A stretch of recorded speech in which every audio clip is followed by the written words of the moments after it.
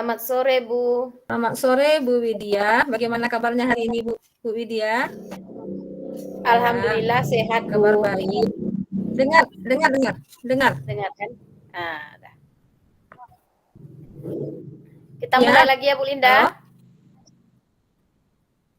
halo. Udah dengar. Tadi masih terputus-putus mungkin sinyal mungkin, Bu. Kita mulai lagi ya, Bu. Atau kita ulang lagi lah.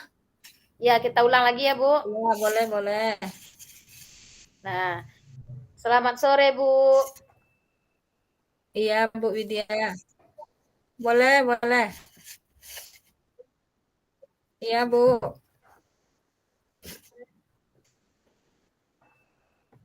Selamat sore, Selamat Bu sore, Bu Widya. Linda. Bagaimana kabarnya, Bu Widya? Alhamdulillah sehat, Bu. Ibu gimana kabarnya?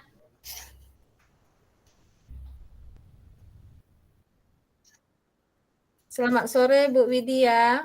Bagaimana kabarnya hari ini, Bu Widya? Alhamdulillah sehat, Bu. Ibu Sehat. gimana kabarnya? Anak-anak di kelas Ibu bagaimana? Anak-anak masih bersemangat dalam belajar, Bu. Cuman ada yang jadi pikiran bagi saya, Bu. Baik.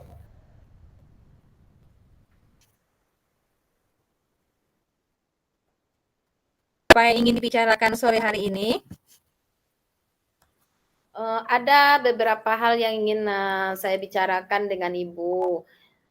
Saya ada beberapa kendala dalam pembelajaran di kelas, di mana ada beberapa orang di antara peserta didik saya itu lebih kurang 5 orang, Bu, yang tidak bersemangat dan kurang aktif dalam belajarnya, Bu, baik itu secara mandiri maupun berkelompok. Oh, berarti sore hari ini Bu Widya mau membicarakan hambatan dalam pembelajaran Ibu ya? Iya, Bu. Nah, apa yang Ibu Widya harapkan dari percakapan ini? Harapan saya, Bu, ingin mendapatkan solusi yang tepat dan yang terbaik untuk mengatasi anak-anak saya yang kurang aktif dalam belajar tadi, Bu. Di antara mereka ada yang mengganggu temannya, kemudian kadang dia tidur, kurang fokus dalam pembelajaran. Oh, iyalah. Dari paparan Ibu Widya tadi, Ibu ingin mendapatkan solusi yang tepat dan terbaik dari permasalahan yang Ibu alami di dalam pembelajaran Ibu. Iya, Bu.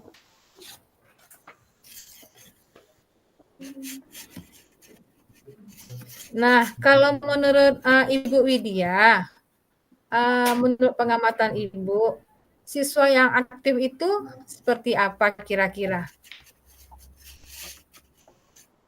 Kalau menurut saya, Bu, siswa yang aktif itu ada interaksinya antara siswa dan guru, kemudian siswa itu ditandai dengan adanya kepedulian terhadap siswa yang lain, terhadap pembelajaran yang diberikan, tanggung jawab, kemudian disiplin dalam mengerjakan tugas, baik itu tugas mandiri maupun tugas kelompok yang kita berikan.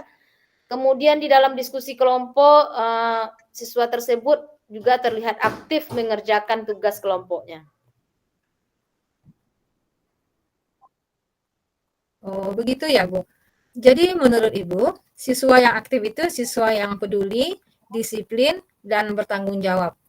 Jadi, menurut Ibu, apa yang mempengaruhi hal tersebut, Bu?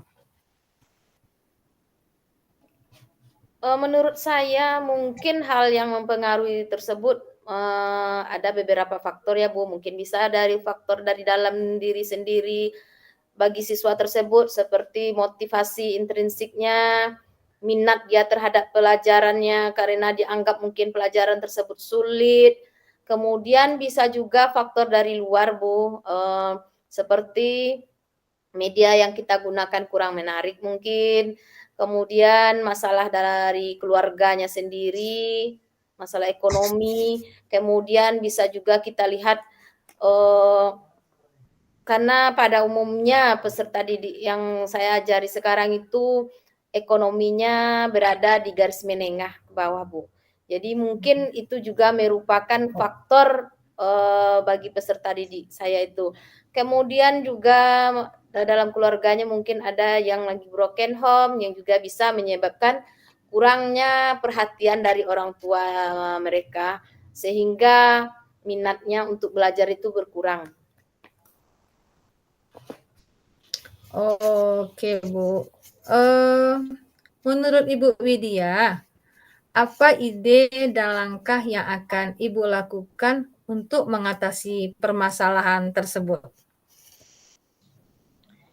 Langkah yang pertama yang saya lakukan, Bu, saya akan merancang perencanaan pembelajaran yang berpihak pada murid, dengan memilih strategi dan model pembelajaran yang tepat, serta media pembelajaran yang menarik, kemudian, memberikan ice breaking, mengintegrasikan permainan dalam pembelajaran, kemudian yang kedua saya juga akan memanggil siswa yang bermasalah tadi itu menggali apa hambatan-hambatan yang dialaminya sehingga ia malas dan tidak aktif dalam pembelajaran. Mungkin bisa juga saya akan menanyakan bagaimana kondisi dia dari rumah, keadaan dengan orang tuanya, lingkungannya bagaimana. Mungkin itu yang bisa saya lakukan, Bu. Oh, begitu ya, Bu Widya. Berarti sudah ada solusi ya, Bu, dengan merancang perencanaan pembelajaran dan memanggil siswa yang bermasalah ya, Bu. Kapan Ibu akan memulainya? Berapa lama kira-kira waktu yang Ibu butuhkan? Saya akan memulainya dengan membuat rancangan pembelajaran yang berpihak pada murid, Bu, untuk pertemuan berikutnya hari Selasa minggu depan. Kemudian memanggil siswa itu mulai besok menggali hambatan yang dialaminya. Jadi lamanya lebih kurang 1 minggu. Oh, baiklah, Bu. Jadi saya dapat menyimpulkan bahwa Ibu ada hambatan dalam pembelajaran dan sudah mendapatkan solusinya. Apa yang Ibu dapatkan dari sesi ini? Apakah sesuai dengan tujuan awalnya, Bu? Yang saya dapatkan solusi dari kendala yang saya hadapi itu siswa yang kurang aktif belajar tadi dan sesuai dengan tujuan awal.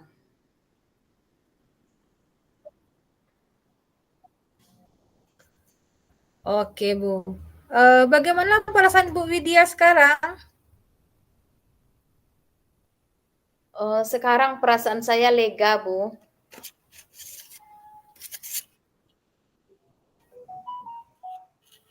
Oke, Bu Widya. Saya tunggu cerita dari Ibu selanjutnya ya, Bu. Baik, Bu. Terima kasih ya, Bu Linda. Iya, Bu Widya, sama-sama. Semoga kita bisa mengatasi masalah yang ada di kelas kita ya, Bu Widya. Iya, Bu. Sampai jumpa lagi ya, Bu. Iya, sama-sama Bu Widya.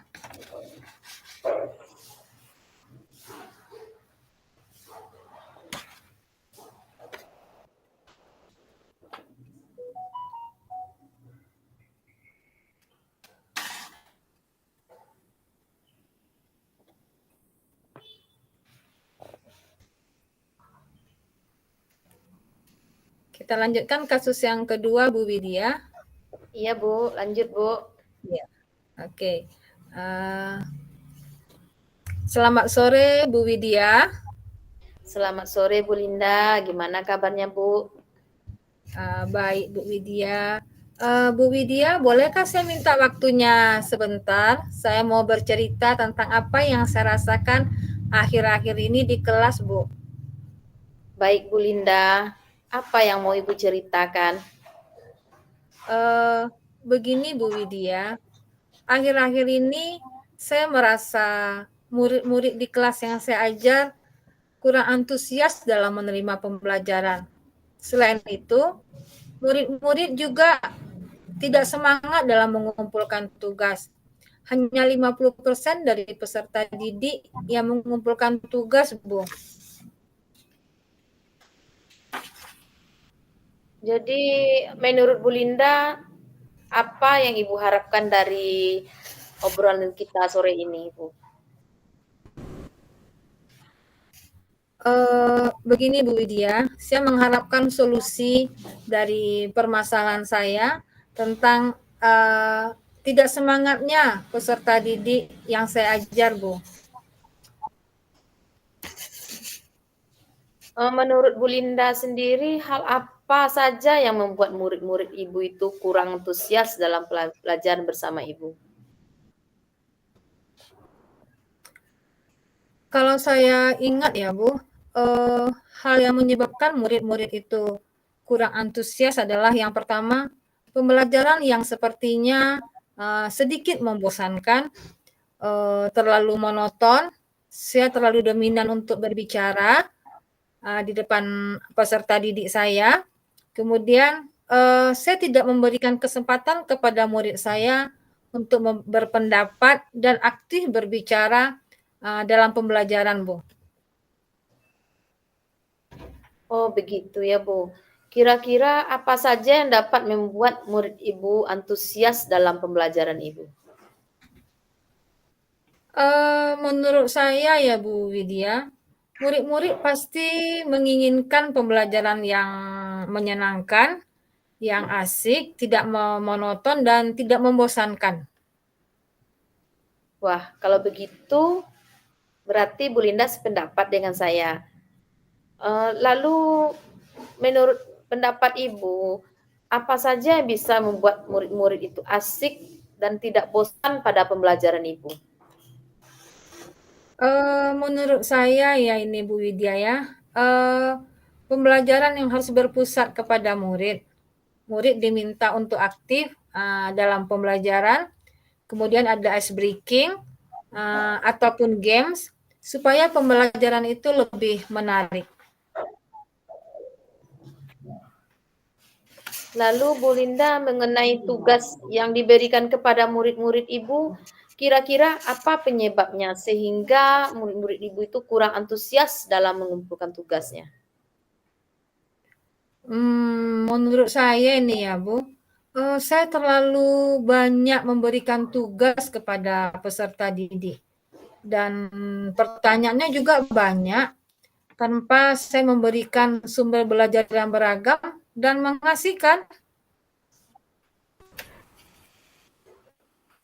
Kalau boleh saya tahu Bu Linda, Ibu menggunakan sumber belajar apa saja di kelas Ibu itu? Saya biasanya hanya menggunakan sumber belajar dari buku di perpustakaan, Bu. Apakah tidak ada sumber belajar selain buku teks yang ada di perpustakaan yang Ibu Linda gunakan? Saya pikir banyak ya, Bu, sumber belajar seperti video, YouTube, artikel di blog, atau tulisan ilmiah di internet. Atau bisa juga kita menggunakan aplikasi yang tren ya, Bu, seperti TikTok atau Reels di Instagram. Nah, betul sekali itu Bu Linda. Saya yakin bila Ibu bisa menggunakan berbagai macam sumber belajar tersebut, pasti murid-murid Ibu antusias dalam pembelajarannya, dapat meningkatkan semangat belajarnya itu, Bu. Jadi sekarang apa rencana Ibu untuk menyelesaikan masalah ini? Yang pertama saya merancang pembelajaran yang mengasihkan lah Bu, dengan menggunakan sumber belajar yang beragam seperti video, YouTube dan TikTok. Kemudian saya juga akan memberikan tugas yang tidak terlalu banyak kepada anak murid saya. Dan tugasnya itu sesuai dengan minat dan bakat murid-murid saya. Istilahnya saya akan melaksanakan pembelajaran diferensiasi sehingga murid tidak terkesan dipaksa, tetapi mereka memang senang mengerjakan tugasnya. Misalnya bekerja kelompok, mengerjakan proyek, atau belajar di lapangan.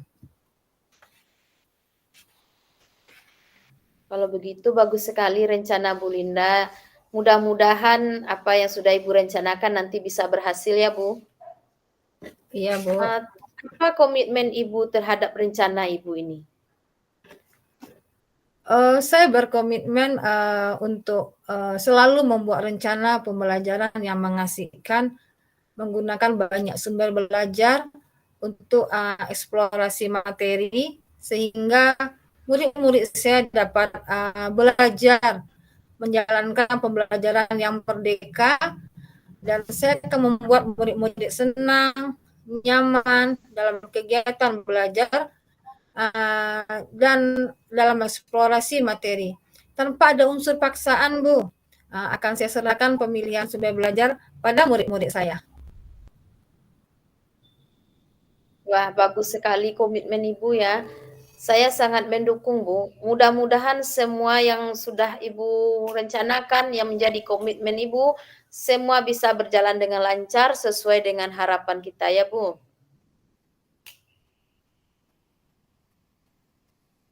Iya, Bu Widya. Terima kasih banyak ya, Bu Widya, atas waktunya untuk sharing, berbagi bersama saya. Mudah-mudahan kita semua bisa menjadi guru yang selalu dirindukan oleh murid-murid kita ya, Bu. Amin. Amin.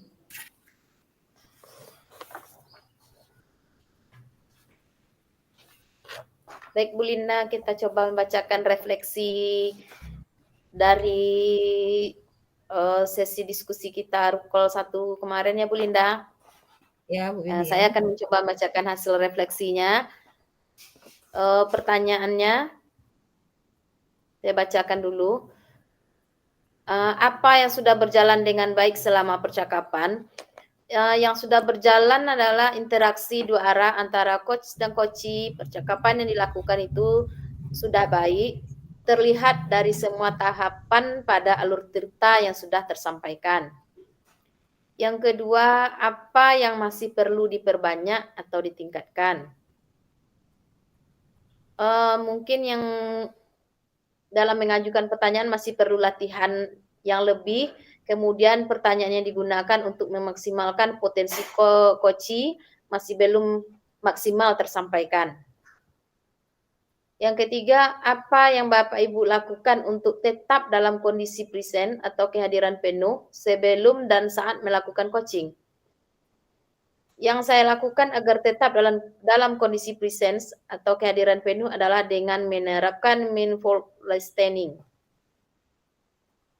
Yang keempat, apa yang akan Bapak Ibu lakukan untuk memperbaiki atau meningkatkannya? Yang saya lakukan untuk meningkatkannya itu sering berlatih dan terjadwal sehingga bisa karena terbiasa. Kemudian mengajukan pertanyaan berbobot dengan mendengarkan aktif, menggunakan teknik rasa atau receive appreciative summaries and pertanyaan. Kemudian umpan balik dari coachee Anda. Yang saya rasakan yaitu saya merasa mendapatkan solusi tentang permasalahan yang saya alami di dalam kelas, tentang kesulitan belajar anak, di mana tadi peserta didik saya yang kurang antusias di dalam belajar kelompok, baik kemudian mengerjakan tugas secara mandiri. Kemudian saya juga merasa nyaman dan tidak merasa dihakimi atau disudutkan ketika menyampaikan kekurangan dan kelebihan saya. Itulah refleksi dari saya diskusi sesi 1 kemarin. Bu Linda, lanjutkan refleksinya. Baiklah Ibu Widya. Kalau dari saya, selama diskusi, ya saya merasakan sudah berjalan dengan baik, sekalipun ada beberapa kekurangan, ya dalam hal memberikan pertanyaan-pertanyaan yang mungkin masih belum lancar, belum luwes, Dan namun selaku coachee, nah saya begitu mendapatkan pengalaman yang luar biasa sebagai Bu Widya sebagai coachnya, karena dalam permasalahan saya dalam pembelajaran saya menemukan solusi ya, di mana anak-anak saya tidak antusias belajar, namun ketika saya sharing ya dengan Bu Widya sebagai coach, saya mendapatkan solusi, yaitunya berupa persiapan perencanaan pembelajaran, baik itu dari sumber belajar ataupun menggunakan media pembelajaran interaktif yang nyaman dan yang menyenangkan. Demikian refleksi dari saya, Bu Widya.